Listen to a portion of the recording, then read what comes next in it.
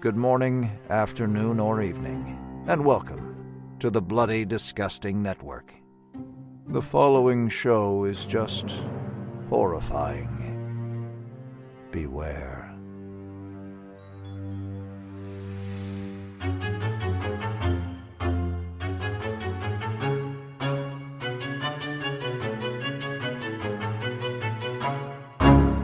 You're obsessed with her, and you're obsessed with her daughter! All right, easy, Geraldo.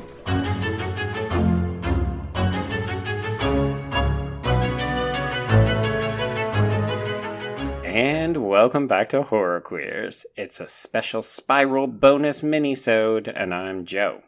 And I'm Trace, and I mean, it's kind of about Spiral. It's more about, well, a prelude to the main event, as Mickey would say from Scream 2.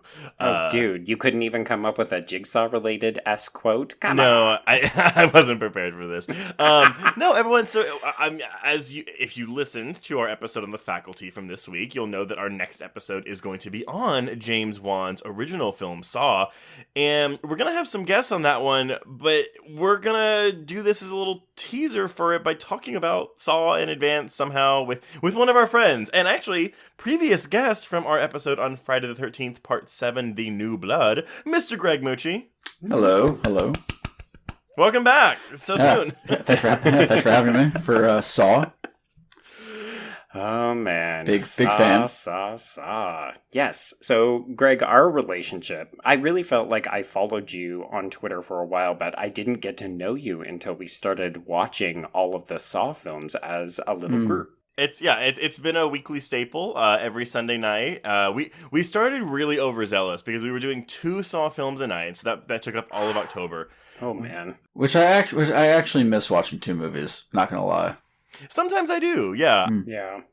Okay, so coming back to the conversation at hand, Greg, tell me about your relationship with Saw, and most specifically this first one. I can't really tell you what drew me to the theater. I mean, it had to have been the advertising, obviously, but I can't remember what the commercials or the trailers were like. I'm just assuming based off of that time period, it was very hyperkinetic and sort of music video-esque in its style. But I went opening night, so it was Friday, October 29th of 2004. Holy shit.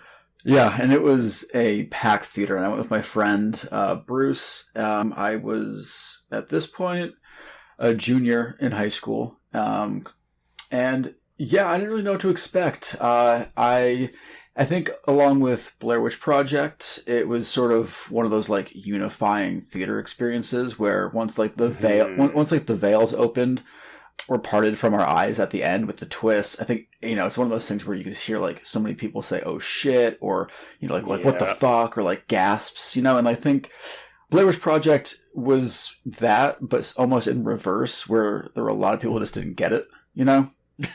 It's almost as if, like, they weren't paying attention to the story being told in the movie about the kids facing the corner. But I remember leaving that theater with Blair Witch Project, like, completely stunned and just, like, in love. And that, I think, helped with my horror love. Saw died. I really loved it when I saw it, and I was totally taken aback by the twist. And I remember, I think, the following Monday, going to school and some people being like, oh, I saw the twist coming. And you knew right then and there that person's a fucking liar. And an idiot and an asshole. No one needs to brag about that shit. I fucking hate that. Yeah, because I've seen this movie a lot of times, and recently rewatching it, I'm sort of like, okay, you have a doctor and someone who's quote unquote a voyeur who takes photos of people, who are cheating or this and that, and neither of them can tell that this man in the middle was, still warm-blooded.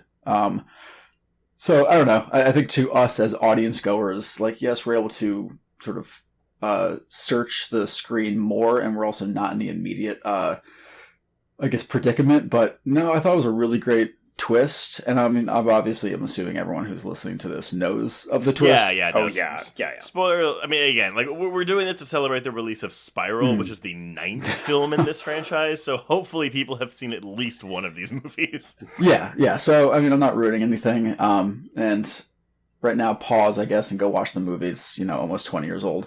But, oh my God. Yeah, it's Greg, do not say stuff like that. Okay, no, don't pause. Come on back. It's 17 years old. Yeah.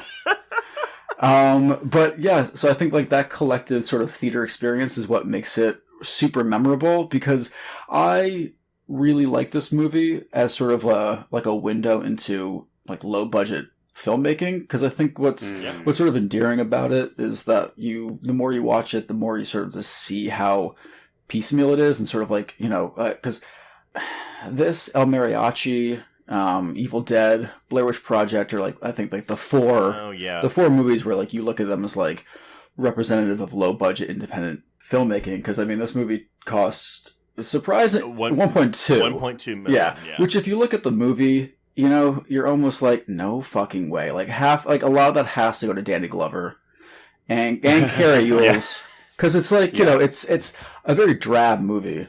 Well, it may not have been enough money for Cary Elwes, because he was phoning in his performance a bit. Oh, so cruel. We'll have a lot more to say about that. Just a tease. I mean, I'll take that, and I'll actually up it. And I think no one's good in this movie. It's not a film known for its performances. We'll put it that way. Well, yeah, I mean, it's influential in terms of style. Like, when people think about the 2000s, I mean, how often have we talked about the aughts lately? It's the remake boom, it's J-horror, and it's torture porn. And this is the one that starts it. This is the one that starts the torture porn, right? Yes. Which I don't agree with, and I think one of the things that Leigh Whannell commented on, or like, I love his word choice for it. He calls the torture porn label a champagne problem, because if that's one of your problems with your movies, it's like, sort of fluff, like it doesn't really matter, and it's a great thing really to have be one of the issues, because it means you did something right. I mean, that's the thing, right? It's credited with like ushering in a wave of torture porn films, but in actuality, compared to everything that came after it, including all of its sequels, any of the Hostels, it's not that gory, and it doesn't really relish in the torture of people, right? Well, and I think, again, as we'll probably talk about in the full-length episode, and if folks want to revisit our episodes on Hostel Part 1 and Part 2, these films are a reflection of the times. It's not like filmmakers magically woke up and said, hey, I'm going to try to gross people out to such a degree that people will call it torture. It's like, we're responding to real-life events, and we're saying, this is the world that we live in. It's sick, and it's dastardly, but... yeah, I completely agree with both of you. I think Saw is really more of a kind of, I don't know, it's a hallmark of independent cinema. It's a hallmark of like just can-do attitude, where these two friends really wanted to make a fucking cool movie, and they pushed through all the budgetary limitations to make something that has literally made a cultural impact that has lasted now for almost 2 decades. Well, and honestly, it always makes me laugh when people shit on Saw as a franchise. Because, it's that torture porn bullshit, whatever. I actually find it very comparable to what the Friday the 13th franchise was doing in the 80s. That's also like super low budget independent cinema.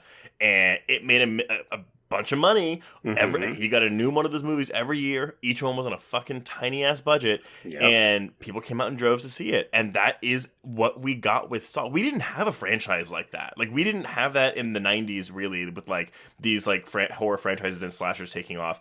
Jigsaw was that for anyone that was growing up in the aughts.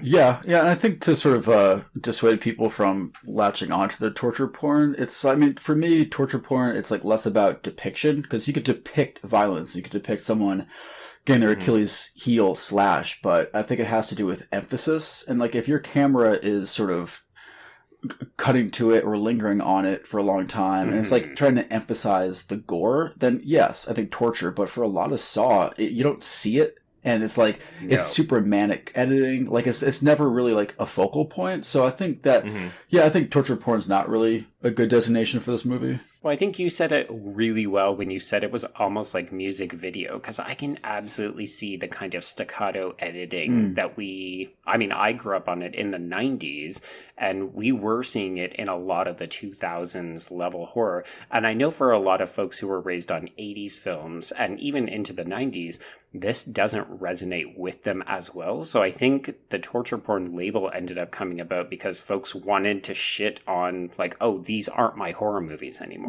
See, I actually wonder if people think, because I'm vocalizing what I think I've heard about this before, but where something like Friday the 13th, they're like, oh, there's like a low budget charm there.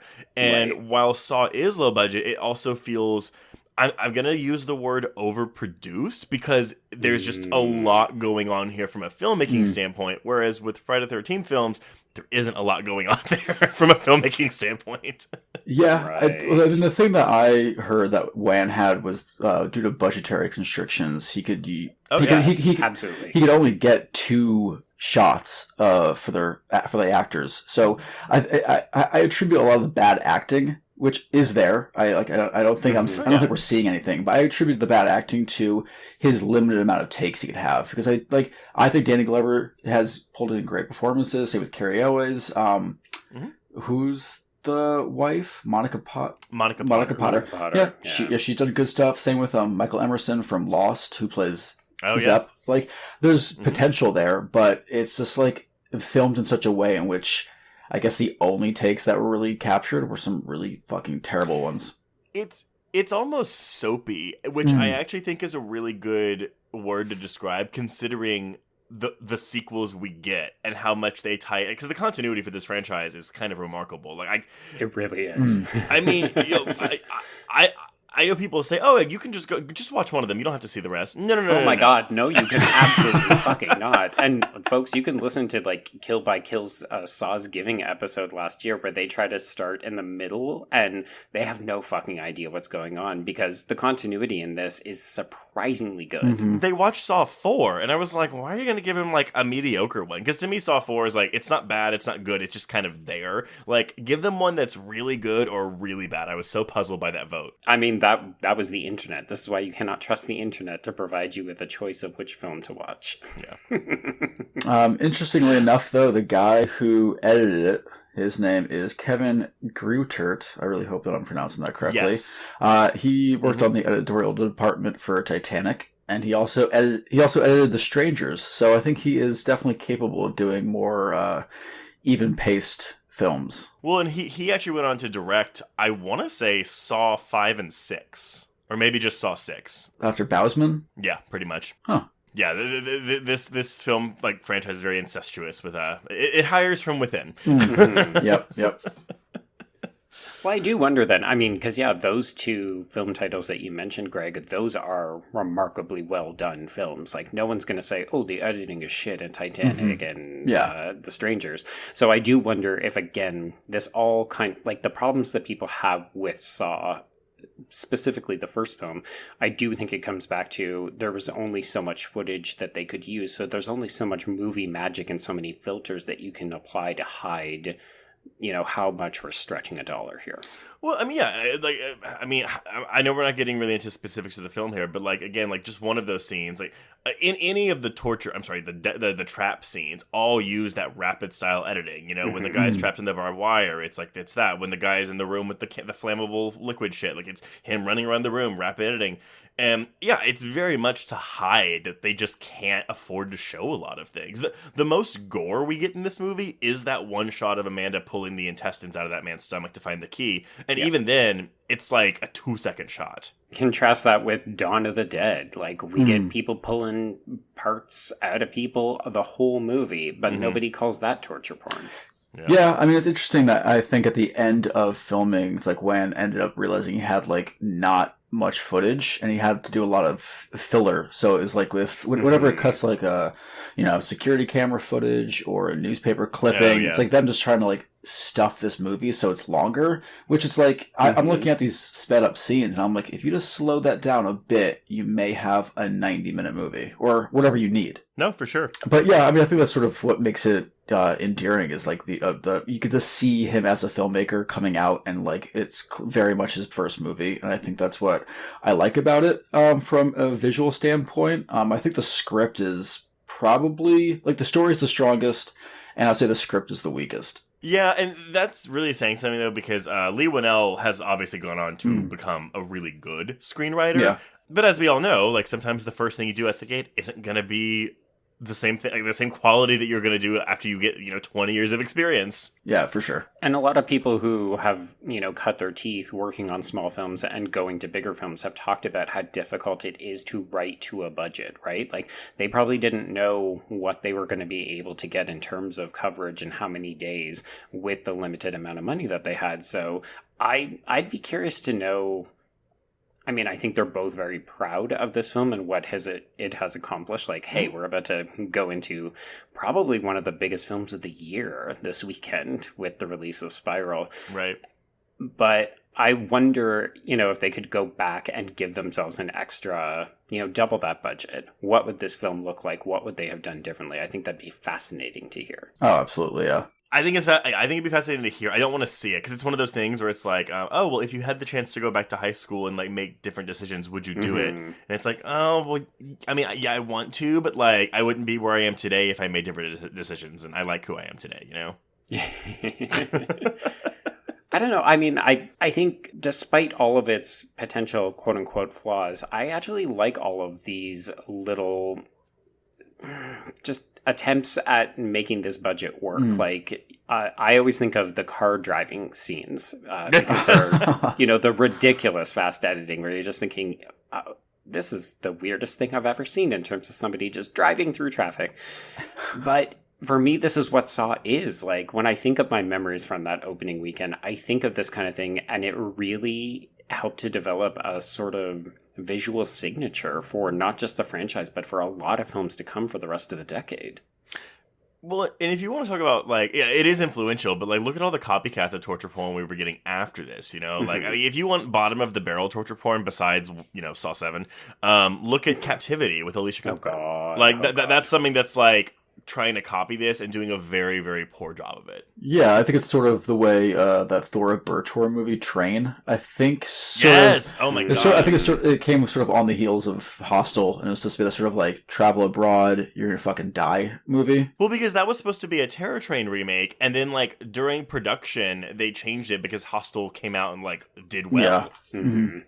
I think that for this, I really love. It's almost like if you have photography, you follow like the rules of 3, and I feel like to keep this simple, like Leonel, like he did the rules of 2s. It's like you might have one room, but you got 2 victims. You have a gun and a tape recorder. You have 2 saws, 2 detectives, 2 killers. You have 2 big names. I think drew it, which was Danny Glover and once you get those 2, it's like you could scatter it with sort of no names, and I'm not saying Monica Parr's a no name. Absolutely. No, but I mean, yeah, at the time, like, she was known primarily for like not great. I mean, movies that I like, but they're not good. Rom-coms. Oh yeah. But yeah, it's like, and then at the end you have 2 options, live or die, which is like said multiple times. And so it's like, I think it's like a streamlined story. Yeah, I think the simplicity is really what makes it. But then, I mean, it's that twist. And I like what you hit the nail on the head, Greg, when you mentioned like that experience of like a shared experience. And that's very much what this was. Like, this was the start of a new trend in horror. And seeing that opening weekend with a crowd of like-minded horror fans, whether they like the movie or not, it's just a memory you're not going to shake because it's going to stay with you for the rest of your life. Mm-hmm. Yeah, I agree. And I feel like it's the kind of thing that we're all hoping to get maybe this weekend. Well, those of us who can go to the theater, but Americans who are vaccinated, off you go to the theater and maybe you'll have a similar kind of experience. I will legit be seeing this movie about 6 hours after this episode drops. Well, no, not 6 hours, like 18 hours, but still. Yeah, I get my second shot on the 15th, and I wouldn't go into a theater till 2 weeks after, I think is when you're good. It's 2 weeks. So hopefully it's still in theaters. I'm gonna assume it will be. Yeah, you'll be fine. Well, okay. Well, Greg, thank you for coming by to help talk a little bit of Saw with us to kind of whet our viewers, whet our listeners' appetites for for Spiral and our Saw episode next week. Yeah. No, thanks for having me, and also for doing Sawvivor every week. Oh, right. Sorry, everyone. Greg coined the term for our group Sawvivors, which I swear to God, how long did we try to spend coming up with a name for ourselves? So long. Because we were trying to get people to watch along with us, so we actually had like a social media design each week as well. Yep. Yeah. Then we said, fuck that. Let's just do it ourselves. Yeah, we don't need groups. We just need a few. I don't need groups, I need fans. Wait, what? Wrong franchise. Sorry. Oh my god. Wait for January, Joe. Got it. Mr. Greg, where can people find you if they want to follow you in all of your baking-related Saw shenanigans? Or your butt pictures. Well, My God, it was one time. one ass, God. You can follow Lone Wolf Bread Co. on Instagram, and that's my bread delivery service that I do up here in Providence. If they want to find me, Real Brew on Twitter, REEL, and I have very old writings at some websites that people can find in my profile that I will not air now because I just feel very shameful. Aw. My god. It's okay. I'll do better. It's okay. Well, all right, everyone. So this has been a primer for our episode on Saw next week. If you are going to go see Spiral in theaters this weekend, please, of course, be safe. Wear your mask, even if you've been vaccinated, all that jazz, yada, yada, yada. And, we can cross out whatever this is. Yes, our Saw Bonersode.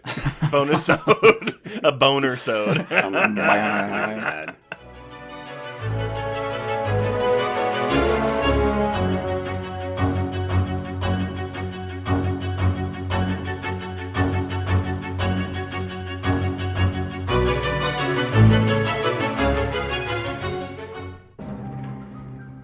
You've made it to the end of another bloody, disgusting podcast. Congratulations. If you like our programming, consider searching for other bloody, disgusting podcasts, such as Creepy, Horror Queers, The Boo Crew, SCP Archives, Nightlight, Margaret's Garden, Nightmare on Film Street, and more. It was late in the afternoon when the professor and I took our way towards the east, whence I knew Jonathan was coming. Jonathan Harker has asked me to note this, as he says he is hardly equal to the task, and he wants an exact record kept. Dear Madam Mina, I have read your husband's so wonderful diary. Strange and terrible as it is true. I will pledge my life on it. God preserve my sanity, for to this I am reduced. Safety and the assurance of safety are things of the past. I am in hopes that I shall see more of you at Castle Dracula.